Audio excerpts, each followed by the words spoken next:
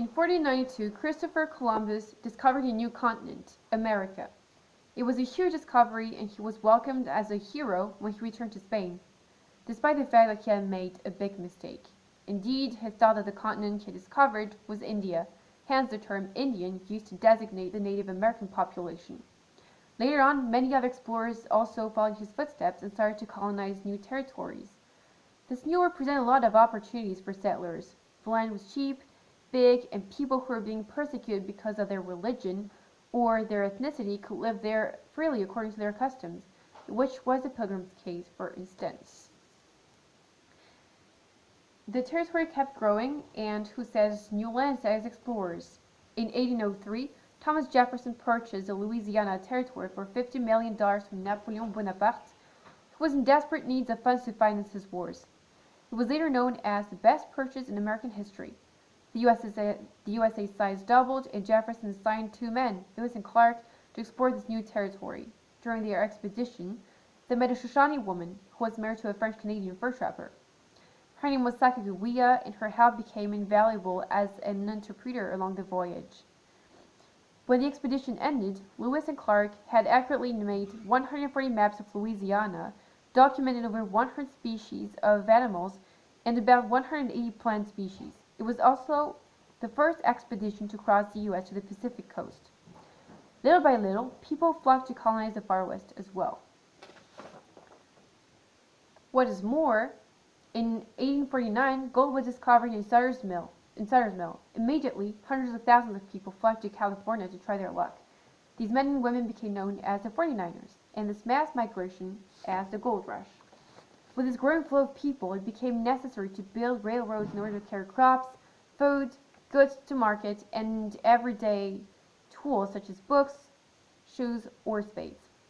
Many states became bankrupt after financing these railroads, but they did not suffer half as much as the American Indians did.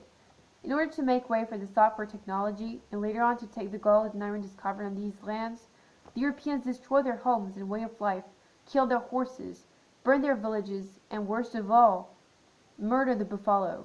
Buffaloes were vital for the Native Americans. They used the animal skin for their clothes and homes, their meat for eating, and their oil for lighting. Killing the animals meant killing them. In 18,000, there were about 30 million buffaloes on American soil, and in 1886, it had become hard to find 25 good specimens. In despair, the Indians turned to a spiritual movement in 1890 called the Ghost Dance Movement. They danced and prayed to the gods so that white people would disappear and the buffalo would return.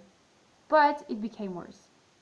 In 1871, the treaty extended by Jefferson to the Native American people so that they would be treated as nations was ended, and children were removed from their families.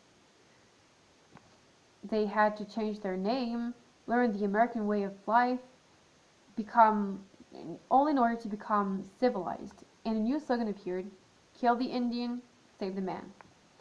The discovery of America gave Europeans an immense range of opportunities and the ability to push back the boundaries of the world as it was known up until 1492, unfortunately at the cost of many human lives.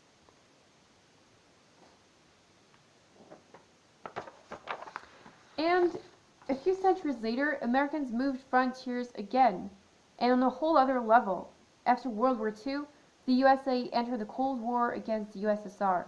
Each country, not daring to attack each other in fear of nuclear bombing, engaged in a showdown to prove which superpower was the mightiest. In 1957, the Soviet Union launched Sputnik, the world's first artificial satellite. The USA decided to enter the competition and regarded space as the new American frontier. This showdown became known as the space race. From 1961 to 1964, NASA's budget was increased by almost 500%, and in 1969, Neil Armstrong set foot on the moon for the first time and pronounced the famous phrase, "One small step for man, one giant leap for mankind." With that, the USA was regarded as the winner of the space race. There is no doubt that the USA has a tradition of exploration, and it can still be seen today as the American police can be found on all continents. However, we can ask ourselves why its politics are shifting towards a more conservative policy, with the rising of Trump and, for instance, his project to bail the wall to keep the Mexicans out.